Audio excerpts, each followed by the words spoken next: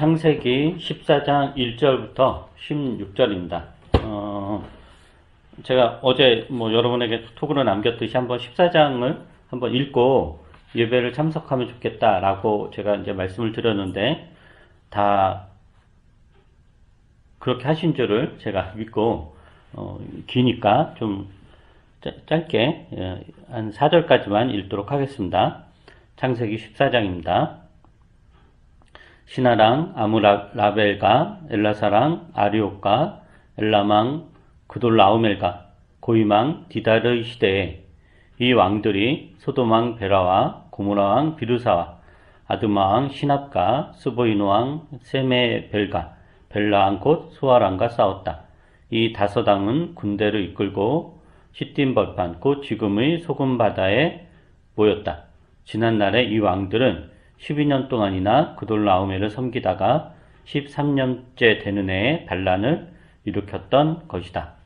그 다음에 15, 16절을 읽겠습니다. 그날 밤에 그는 자기의 사병들을 몇 회로 나누어서 공격하게 하였다. 그는 적들을 쳐부수고 다마스쿠스 북쪽 호박까지 뒤쫓았다. 그는 모든 재물을 되찾고 그의 조카 롯과 롯의 재산도 되찾았으며 부녀자들과 다른 사람들까지 되찾았다.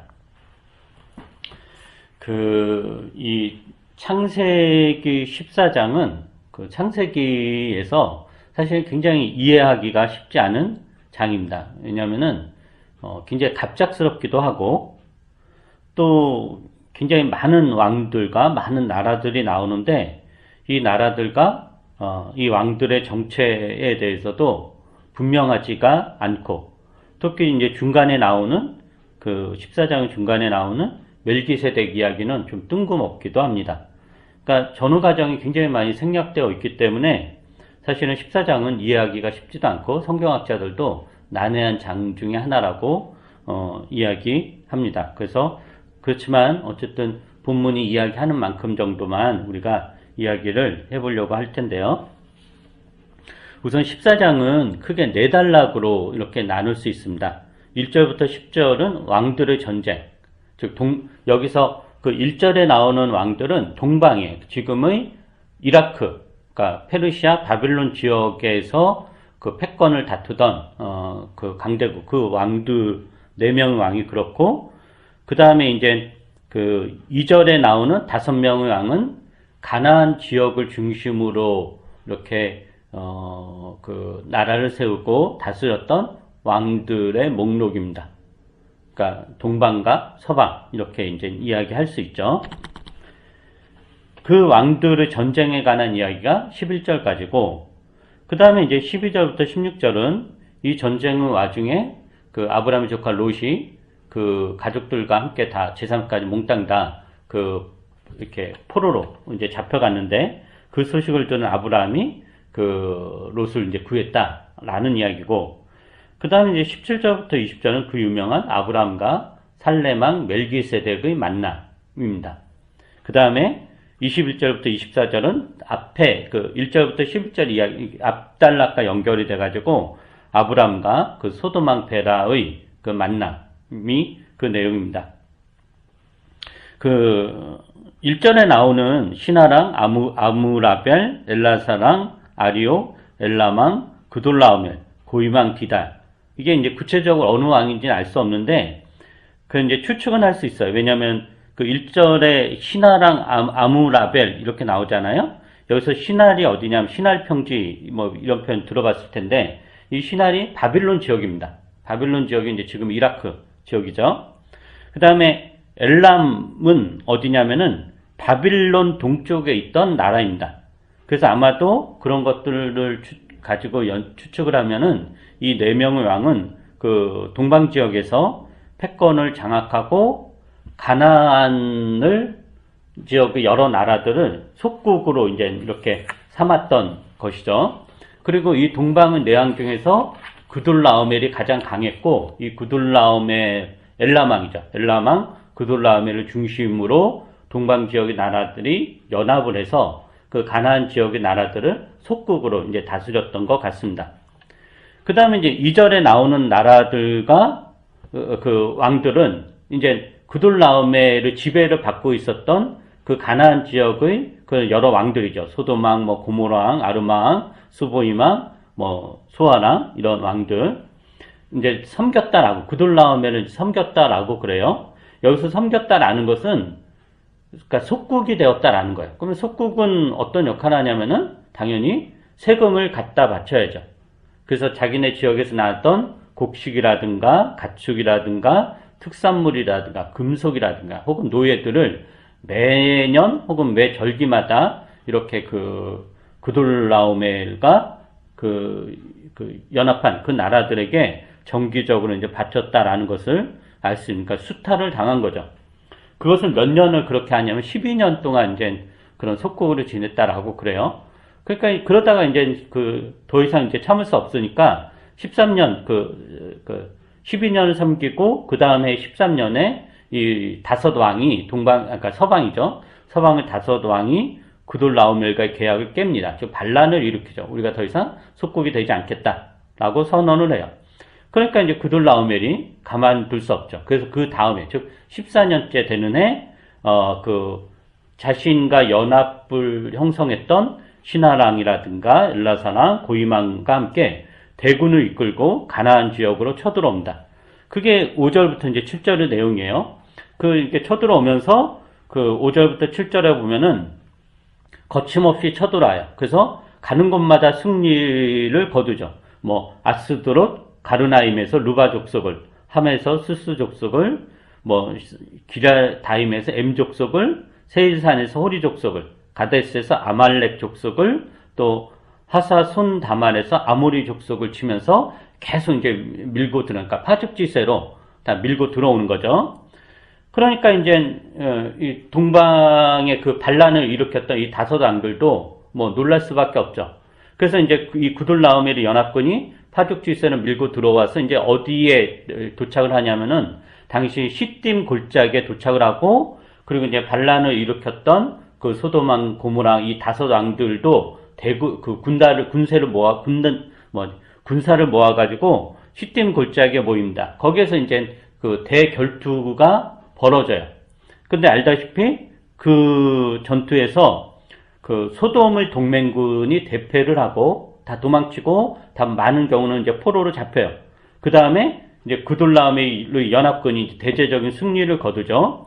그 승리를 거두면서 소돔과 고모라의 모든 재물과 양식을 빼앗아서 이제 본국으로 돌아갑니다. 이제 가야죠. 자기네 나라로. 근데 이제 그렇게 이제 돌아갈 때 그 소돔의 모든 재물과 사람들 이거 다 이제 그 전리품으로 포로로 잡아가는데, 그 중에 누가 포함됐냐면은 아브라함의 조카 롯이 포함되어 있습니다. 그래서 근데 롯만 잡혀간 것이 아니라 롯이 읽은 모든 재산과 모든 재물과 즉 가축들이겠죠. 곡식들, 그리고 롯의 가족들, 롯의 수하에 있었던 모든 일꾼들이 다 포로로 잡혀갑니다. 이 소식을 이제 아브라함이 듣게 됩니다. 그래서 아브라함이 가만히 있는 게 아니고 자신의 수하에 있었던 사병들, 숫자도 정확하게 나오는데 318명을 데리고 구돌라오멜 연합군을 이제 추격을 합니다. 그래서 밤중에 이제 기습을 하죠. 그래서 빼앗겼던 모든 재물과 사로잡혀 갔던 롯과 롯의 가족들, 종들, 일꾼들을 이제 찾아서 데리고 옵니다. 이게 이제 오늘 읽은 본문인데요. 1절부터 16절의 내용을 지금 제가 이제 간략하게 요약을 한 거예요. 근데 이 이야기는 사실은 납득하기가 쉽진 않습니다. 왜 그러냐면은 아브라함이 무슨 왕도 아니고, 그리고 아브라함이 이끌었던 318명은 이제 뭐 이렇게 아주 용사라기보다도 그가 이제 일꾼들을 데리고 있으면서 그 일꾼들에게 이제 칼싸움도 시키고 뭐 이렇게 창검수를 시키니까 일종의 사병인 거죠. 근데 그 사람들이 아무리 싸움을 잘한다고 하더라도 이 동방의 거대한 나라들의 연합군, 이 연합군의 숫자가 몇백 명은 아닐 거 아니에요? 아무리 많아도 몇만 명, 몇십만 명일 텐데 그 나라들의 연합군을 물리쳤다라는 것은 이게 납득이 되진 않습니다. 그래서 이제 많은 성경학자들은 또 이 이야기를 허구라고 주장하는 경우도 있습니다. 이게 실제 일어났다기보다도 아브라함을 띄우기 위한 일종의 영웅담이다라고 이야기하는 경우도 있습니다. 뭐 그게 전혀 설득력 없는 건 아니고요. 근데 이제 제가 생각하는 거는 그렇다고 해서 성경에 없는 이야기를 썼을 것 같진 않고, 그나마 이게 이제 가능한 일이다 그러면 이 정도 이제 추측을 할 수 있는데, 그 구돌라메르 연합군은 이제 페르시아, 그러니까 지금 이라크 지역에서 온 거잖아요. 이라크 지역에서 지금 가나안 지역까지 온 건데 굉장히 긴 여정이다라는 거죠. 그러니까 그게 뭐 하루 이틀 한두 달 걸려서 올 일이 아닌 거죠. 굉장히 긴 오랜 세월 동안 이렇게 행군을 하고 이 싸움을 이제 전쟁이 일어난 거예요. 근데 이제 그래서 그돌라오멜의 주력군이 본국을 비인 게 한참 된 거잖아요. 그래서 아마도 본국에 이상이 생겨서 급히 떠난 거 아닐까. 그러니까 가나안에서의 어떤 이제 그 승리도 어느 정도 이제 확정을 했으니까 했던 상황에서 그 본국에 이상이 생겨서 이렇게 이제 급히 떠났던 것 같고, 그런데 이제 포로들하고 전리품을 가지고 가려면 속도가 더디잖아요. 그래서 이제 주력군은 이제 본국에 이상이 생겨서 잽싸게 이제 갔고, 그리고 이제 일부 몇몇 부대는 남아서 그 전리품과 그 포로들을 이끌고 천천히 이제 본국으로 자기네 나라로 귀환하고 있지 않았을까. 그리고 보통 이제 자기네가 다 승리를 했으니까 그 가는 사람 군인들은 되게 긴장이 풀어져서 흥청망청 거렸을 거예요. 그 후반 군들이. 그래서 아브람과 그 일행이 흥청망청 거리고 이렇게 긴장이 느슨한, 그리고 더구나 밤중이라고 그랬단 말이죠. 그래서 뭐 술 취하고 뭐 정신이 없고 이런 상황에서 기습 공격을 해서 무찔렀고, 그들이 이제 본국으로 가지고 가던 전리품과 포로들을 되찾지 않았을까, 라는 게 이제 제 추측입니다. 그러면 이제 이런 의문이 들 수 있죠. 그럼 앞서가던 구둘라오메르 연합군이 다시 돌아오지 않았을까? 그런데, 아까도 이야기했듯이 아마도 그들 나라에 무슨 병고가 생겼거나 아니면 너무 오랫동안 본국을 비워놓아서 돌아가야 될 어떤 이유가 생길 것은 아닐까 해서 이제 돌아올 수는 없는, 그렇게 이제 추측을 할 수 있습니다. 근데 이제 제 추측은 사실 근거 없는 상상이고요. 근데 여러 가지 이제 이 본문이 워낙 많은 전혀 이야기를 하지 않아서 우리가 여러 가지 그럴듯한 상상은 해볼 수 있을 것 같습니다. 그러니까 중요한 거는 이 창세기 저자가 14장 이야기를 통해서 아브라함에 관해 무엇을 알려주고자 하는지, 특히 아브라함의 믿음에 관한 이야기를 지금 계속해서 하고 있는데 그 믿음이 자라간다라는 게 이제 어떤 건지 이거를 좀 간단하게 오늘 살펴보려고 합니다. 하나님께서 아브라함에게 처음부터 12장부터 해서 처음부터 했던 약속이 두 가지 약속이죠. 첫째가 땅에 대한 약속이에요. 그죠? 그 다음에 두 번째는 후손에 대한 약속이에요. 근데 지금 이 14장의 상황에서 하나님이 아브라함에게 땅을 주겠다. 네가 동서남북을 봐라. 네가 밟는 곳은 다 너의 땅이 될 것이다 라고 약속을 했잖아요. 13장에서도. 그러면 실제로 아브라함에게 땅이 있었을까? 라고 했을 때 그렇지 않다는 거예요. 14장 13절을 보면은 제가 한번 읽어볼게요. 14장 13절. 거기에서 도망쳐 나온 사람 하나가 히브리 사람 아브라함에게 와서 이 사실을 알렸다. 그때 아브라함은 아모리 사람 마므레의 땅, 상수리 나무들이 있는 곳에서 살고 있었다. 마므레는 에스골과는 형제 사이이고 아넬과도 형제 사이이다. 이들은 아브라함과 동맹을 맺은 사람들이다. 지금 아브라함이 어디에서 살고 있었냐라고 하냐면은 아모리 사람 마므레의 땅에서 아브라함이 살고 있었다라고 그래요. 그러니까 아브라함은 아직까지 자기 땅이 없는 거예요. 뭐 재산들은 많았죠. 가축도 있고 뭐 군부하도 있고 그 부리는 일꾼들도 있었지만 자기 땅은 없는 거예요. 그러니까 이제 계속 더부살이하면서 떠돌아다니면서 가축들을 이게 먹였던 건데, 그러니까 자기 땅이 없으니까 정착할 수 없었는데 그 아모리 사람 마므레가 그리고 그의 형제들과 아브라함이 동맹을 맺고 그럼 너 우리 땅에서 이렇게 살아도 된다라고 마므레가 이제 허락을 한 거죠. 그래서 그 아브라함의 가족과 식솔들이 마므레의 땅에서 이제 살고 있었던 거예요. 그러니까 하나님께서 아브라함에게 동서사방을 봐라. 네가 밟는 것은 다 너의 땅이 될 것이다 라고 약속은 했었지만 그 하나님의 약속은 이루어지지 않았다라고 하는 거예요. 그러면은 땅에 대한 하나님의 약속이 이루어지지 않았는데 그럼 아브라함 믿음은 어떠한가? 라고 그랬을 때 그 약속은 전혀 이루어지지 않았지만 아브라함 믿음은 정체되거나 퇴보하는 것이 아니라 하나님과의 여러 가지 경험을 통해서 계속적으로 발전을 했다라고 하는 거죠. 우리가 살펴봤듯이 이집트에서의 경험을 통해서 믿음의 변화가 있었고 또 조카 롯에게 어느 지역으로 먼저 갈 것인가를 선택권을 줌으로 그 믿음의 변화를 행동으로 보여주죠. 그리고 이제 그런 아브라함이 하나님이 또 나타나서 내가 너에게 땅과 후손을 주겠다라고 하셨는데 그게 이제 13장 이야기인데 14장에서 이러한 하나님 약속이 이루어졌는가 하면 이루어지지 않았다는 거죠. 왜냐하면 아직까지 아브라함이 후손이 없었어요. 후손이 없었고 전에 우리가 창세기 앞에 봤을 때 아브라함의 아내 사라가 임신할 수 없었다고 그랬잖아요. 그게 14장에서 여전히 그래요. 그러니까 후손이 없어요.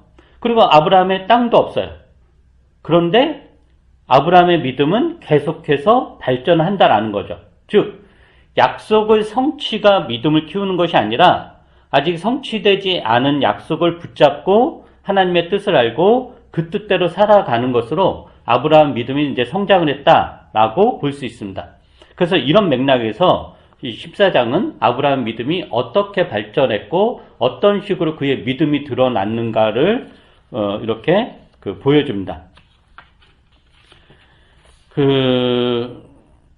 아브라함이 이집트에서 이제 생존의 위기를 겪죠. 그러니까 이집 파라오나 그 귀족들이 자기 아내 사례가 너무 이뻐서 자기를 죽일지도 모른다 이런 염려가 생겨서 그 아내 사례를 이제 누이라고 속이고 그 위기를 이제 극복하죠. 그러니까 아브라함이 굉장히 두렵고 이제 겁이 나서 아내 사례를 누이라고 이렇게 속인 거죠. 그랬던 아브라함. 근데 그랬던 아브라함이 조카 롯이 포로로 잡혀가요. 근데 수하에 있던 한 300명 정도의 사병들을 동원해서 구출 작전에 나서는데 그 상대방이 누구냐면은 그 당시 그 당시 페르시아 지역과 가나안 지역을 통솔하던 가장 강력한 나라들의 수많은 군사들인 거예요. 그 군사들이 잡아갔는데 그 이집트에서 겪었던 것보다 훨씬 더 큰 위기인 거죠. 같이 싸운다라고 하는 것은. 근데 아브라함은 그러한 어떤 현실의 벽에 굴하지 않고 사병을 이끌고 그돌라오멜 연합군을 공격해서 승리를 합니다. 그 빼앗겼던 그 롯과 재물들 모두 다 되찾아서 원위치로 이렇게 회복을 해놓죠. 우리가 이제 생각을 해야 될 건 뭐냐면은, 이 이야기를 처음 들었을 독자들의 반응은 어땠을까? 우리가 창세기의 첫 독자가 두 부류가 있었다고 이야기했잖아요. 기억나시죠? 첫 번째 부류는 이집트에서 400년 동안 노예 생활을 하다가 모세의 인도로 해방되어 탈출해서 이제 가나안 땅에 막 들어가기 시작한 이스라엘, 광야에서 이렇게 헤매던 이스라엘 백성들이 하나의 부류고, 또 한 부류는 이스라엘이 나중에 이제 왕국을 건설하고 살다가 바벨론 제국에 이제 다 망하죠. 그래서 바벨론 제국에 유대 지역이 다 초토화되고 성전이 무너지고 성전 안에 있던 거룩한 기물들, 성물들, 그리고 예루살렘과 유대에 살고 있었던 수많은 제사장들과 귀족들이 다 싸그리 바벨론으로 포로로 잡혀가요. 그 사람들이 이제 창세기의 또 첫 번째 독자인 거예요. 그러니까 두 부류 다, 그러니까 이집트를 탈출해서 가나안 땅에 들어가는 이 부류는 가나안 땅이 비어있는 땅이 아니었거든요. 하나님께서 내가 너희에게 가나안 땅을 주겠다, 젖과 꿀이 흐르는 땅을 주겠다라고 약속했지만 그 땅은 비어있는 땅이 아니라 이미 가나안 도시 국가들이 굳건하게 자리를 잡고 있었던 땅인 거예요. 차지하고. 근데 우리는 빈털털이고 칼도 변변한 게 없고 싸울 줄 아는 사람도 별로 없는데 어떻게 이 가나안 도시 국가들 물리치면서 이 땅을 차지할 것인가? 이런 맥락에서 굉장한 공포와 두려움과 어려움이 있었을 것이고, 또 바벨론의 포로로 당시 초강대국의 포로로 잡혀가서 다시 자기네 땅, 그러니까 유다 땅으로 귀환한다는 걸 상상도 못하고 있었을 이 사람들에게 이 아브라함의 이야기, 이 아브라함이 그 당시 이제 페르시아 제국에서, 페르시아 지역, 지금 바빌론 지역에서 나라를 이끌었던 강력한 군대를 아브라함이 겨우 자기가 거느리고 있었던 사병들을 데리고 쳐 부셨다. 라는 거는 그게 어떤 의미였을까라고 하는 거죠.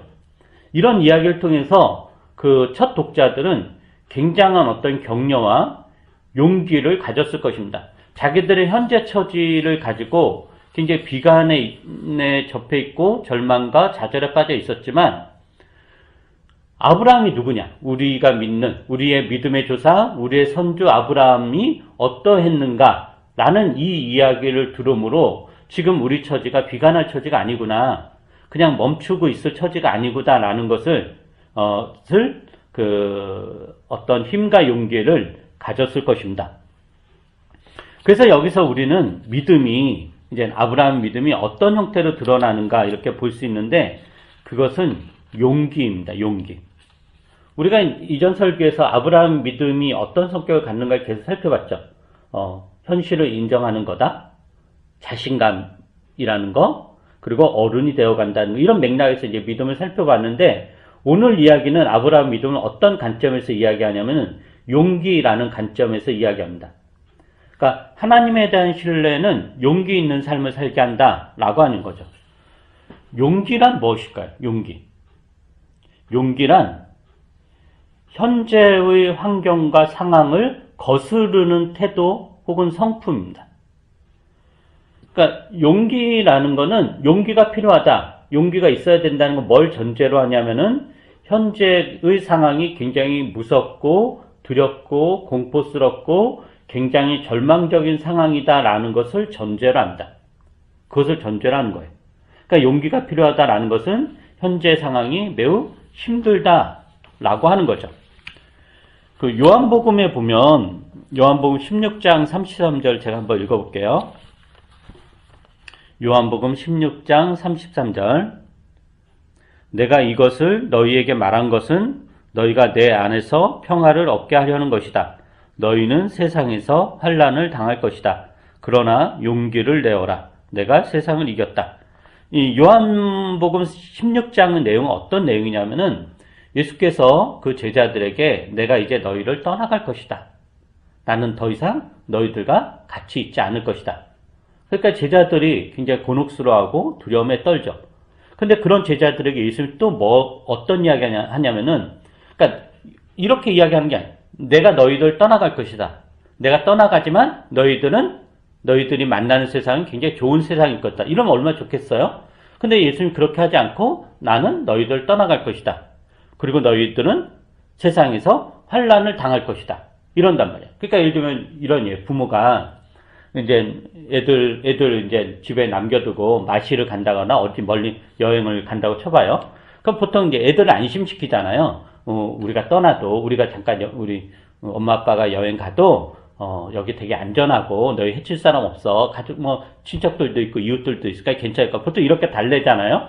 근데 그렇게 하지 않고, 이제 우리 엄마 아빠는 너희들 떠나서 잠깐 여행을 갈 거야. 우리가 여행 가는 동안에 여기에 수많은 도둑들이 들어올 거고, 더 너희들 살아가는 게 굉장히 힘들어질 거야. 그러니까 잘 살아. 이런 거나 똑같은 거라는 거예요. 그러니까 제자들이 얼마나 황당해요. 세상에서 환난을 당할 것이다.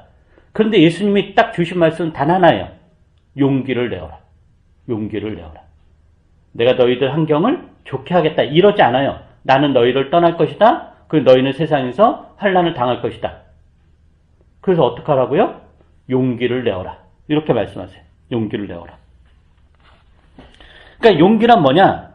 두렵고 무서운 현실을 견디고 극복하고 이기는, 그것을 감당하는 태도로 용기가 등장을 합니다. 그 다음에 사도행전에서도 이런 용기의 표현이 나오는데, 사도행전 23장 11절을 제가 읽어드릴게요. 그날 밤에 주님께서 바울 곁에 서서 말씀하셨다. 용기를 내어라. 네가 예루살렘에서 나의 일을 증언한 것과 같이 로마에서도 증언하여야 한다. 그 사도행전 20장은 어떤 맥락이냐면은 사도 바울이 이제 복음을 전하다가 유대 사람들에게 체포되었습니다. 그 재판에 넘겨지고 유대 사람들은 극렬하게 바울을 죽이려고 혈안이 되어 있습니다. 그 이제 재판관들은 유대 사람들 하도 난리를 치니까 그 이제 권력자들이 바울을 이제 채찍질을 하면서 그 자백을 받아내려 무슨 죄를 저질렀는가 자백을 이제 받아내려고 했는데 사도 바울이 어떤 이야기 하냐면은 나는 로마 시민이다. 로마 시민권을 가진 자로서 로마에서 재판받을 권리가 있다라고 이야기를 하고 그러자 이제 재판관들이 그러니까 로마 시민권 가지고 있었다니까 놀라죠. 천부장이라든가 이런 사람들이 그래가지고 로마에서 이제 재판을 받게 하는데 이런 와중에 나오는 거예요. 그러니까 네가 예루살렘에서 나의 일을 증언한 것 같이 로마에서 증언해야 된다. 그러면서 사도 바울에 뭐라고 하냐면은 용기를 내어라라고 그러는 거예요. 여기서 사도 바울에게 용기를 내어라라고 하는 거는 뭐냐면은 우리가 보기엔 사도 바울은 굉장히 당당하고 겁도 없고 대범하고 그리고 그 어떤 죽음에도 굴하지 않는 그 불굴의 의지를 가진 사람이 아닐까라는 생각이 들지만 사실은 굉장히 많은 큰 두려움과 곤혹스러움과 이런 것들을 계속 가진 상태에서 복음을 전했다라는 것을 우리가 알 수 있습니다. 그러니까 속은 굉장히 겁이 나요. 겁은 굉장히 나는데 두렵고 겁은 나는데 해야 되기 때문에 하는 것.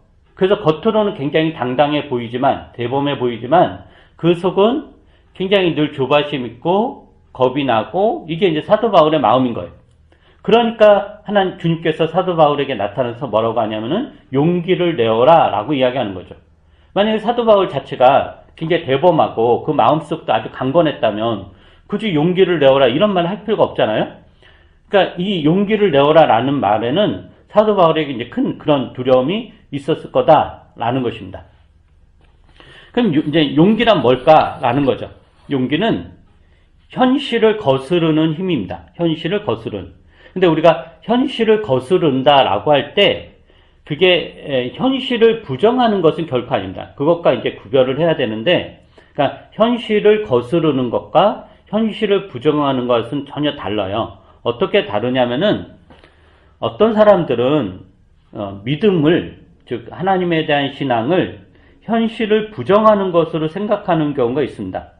지금 내가 매우 고통스럽고 두렵고 힘겹고 어려운 그런 상황, 그런 현실이 있는데 그 현실을 견디는 게 너무 어렵잖아요. 그죠? 그 현실을 너무 견디는 게 너무 어려우면 사람들이 보통 뭐 하죠?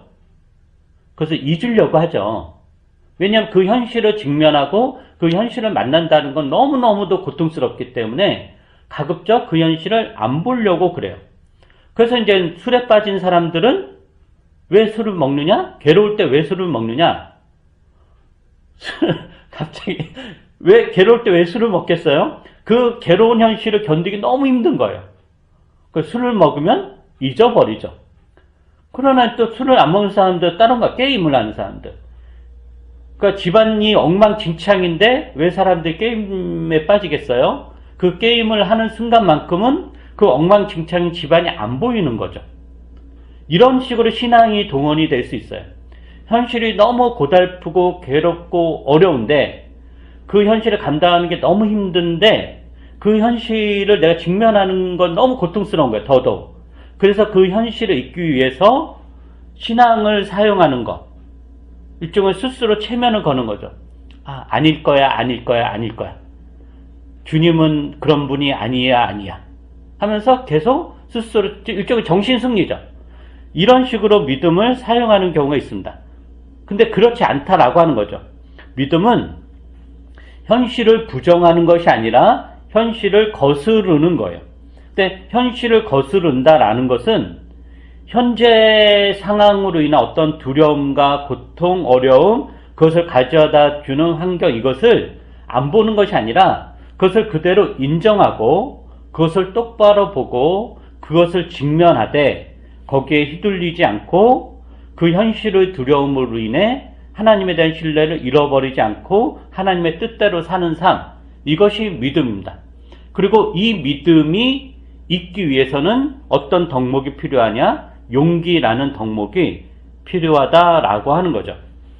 그러니까 아브라함이 300명이 조금 넘는 일꾼들을 이끌고 조카 롯을 구하러 갔을 때 아브라함에게 왜 두려움이 없었겠어요? 저 그돌라오멜의 그 연합군이 우습게 여기진 않았을 거 아니에요? 그 그돌라오멜의 연합군이 소돔 그 가나안 지역의 그 동맹군들, 그 강력했던 동맹군들을 다 쳐부수고 다 무찌른 그 강력한 군사력인데 얼마나 그 두렵고 무서웠겠어요. 근데 그 아브라함이 그 두려움을 직시하되 그 두려움에 굴복하지 않는다라고 하는 거죠. 그래서 그 14장 본문을 자세히 보면은 어떤 식으로 공격하냐면은 밤에 공격해요. 밤에 자기의 사병들을 여러 패로 나누어서 공격했다라고 그래요. 이것은 아브라함이 현실을 부정하지 않았다라는 것을 의미합니다. 만약에 아브라함이 하나님에 대한 믿음으로 하나님이 그돌라움의 군대 걔네 아무것도 아니라고 했어. 걔네들 내가 한 방에 물리칠 수 있어. 해가지고 대낮에 그 300명 이끌고 막 정면 돌파했다면 어떻게 됐겠어요? 완전히 엉망진창이 되는 거죠. 당연히 아브라함 군대가 그 사병들 다 죽었겠죠. 그러니까 그게 믿음이 아니다라는 거예요. 즉 현실의 어떤 두려움이라든가 어려움과 고통을 있는 그대로 인식하고 직면하는 것이 믿음이고, 그리고 그것을 이겨나가게 하는 어떤 태도가 용기다라는 거고, 그리고 그런 용기를 가능하게 하는 게 바로 뭐냐? 하나님에 대한 신뢰다라는 겁니다.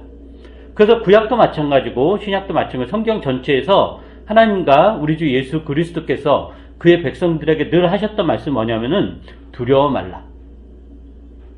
두려워 말라. 용기를 내라. 나를 믿어라. 이런 말씀을 늘 하셨던 것입니다. 그 하나님에 대한 신뢰는 이 세상을 살 수 있도록 우리 안에서 용기를 만들어냅니다. 이 말은 역으로 세상을 산다는 것은 용기가 필요하다는 뜻이기도 합니다. 세상은 험악하죠. 위험하고 안전하지 않습니다. 언제 어떤 일이 벌어져서 우리를 힘겹게 할지 모릅니다. 우리 미래가 보장되어 있는 것도 아닙니다. 인생이 내 뜻대로 흘러가지도 않습니다. 아무리 계획을 우리가 철저하게 세우고 대비를 해도 삶은 우리 뜻대로 굴러가지 않습니다. 세상의 흐름에 편승하지 않았다가는 망할 것도 같습니다. 우리가 겪는 이 세상은 낙원이 아니죠. 그러니까 주님 말씀하신 것처럼 너희는 세상에서 환난을 당할 것이다 라고 하셨던 것처럼 세상은 환난 자체입니다. 이것을 벗어날 방법이 없습니다. 그리고 하나님에 대한 믿음이 이것을 벗어나게 해주는 식으로 작용하지 않습니다. 그 불교에서는 인생을 이제 고통, 인생고라고 하잖아요. 이 말이 맞는 말이죠. 삶 자체가 고통인 거죠. 그럼에도 불구하고 우리가 포기하지 않고 살아야 되는데, 그럼 환난을 주는 이 세상에서 하나님의 뜻대로 사는 삶을 포기하지 않고 가열차게 살아가야 되는 거. 이게 하나님이 우리에게 주신 사명인데, 그 사명을 이루기 위해서 하나님이 우리에게 요구하는 덕목이 뭐냐면은 용기라는 거죠. 용기라는 것. 그래서 우리가 하나님을 믿고 하나님을 신뢰한다면 그 하나님 믿고 하나님을 신뢰하는 것의 어떤 그 증거로서 우리에게 어떤 덕목, 어떤 성품이 생기고 성장해야 되냐면은 용기라는 덕목, 용기라는 이 태도가 우리 삶에서 드러나야 될 것입니다. 만약에 이러한 용기가 없다면 아직 우리는 하나님을 신뢰하는 것이 아닐 것입니다. 아무쪼록 여러분의 그 하나님에 대한 신뢰가 이 세상을 살면서 이 세상을 대항하는 거스르는 그런 용기로 드러나기를 바랍니다. 기도하겠습니다. 사랑 많으신 하나님, 우리를 세상에 이렇게 홀로 버려두지 않으시고 용기라는 덕목을 우리 안에 심어주시고 떠나셨습니다. 우리가 세상에서 환난을 당할 것인데 세상 자체가, 인생 자체가 편안하지만은 않은 삶일 텐데, 이런 삶을 우리가 넉넉하게, 너끈하게 살아가기 위해서는 우리의 삶을 직면하는, 그리고 그것을 대항하는 용기가 너무도 절실히 필요하다는 것을 우리가 알게 됩니다. 더구나 이 험난한 이 시국에서 우리의 삶이 많이 위축되고, 그렇게 위축되어 마땅히 해야 될 일을 하지 못하는 그런 상황에서 우리가 어떻게 지혜롭게 위축되지 않고 용기를 가지고 헤쳐나갈 수 있을까, 이런 고민들을 하게 됩니다. 주께서 우리에게 용기를 내라 라고 말씀하시는데, 그 말씀에 힘입어서 우리가 세상을 좀 더 담대하게, 겁 없이 살아갈 수 있도록 함께 해 주시옵소서. 감사드리며 예수님 이름으로 기도합니다. 아멘. 우리 찬송가 545장을 듣도록 하겠습니다.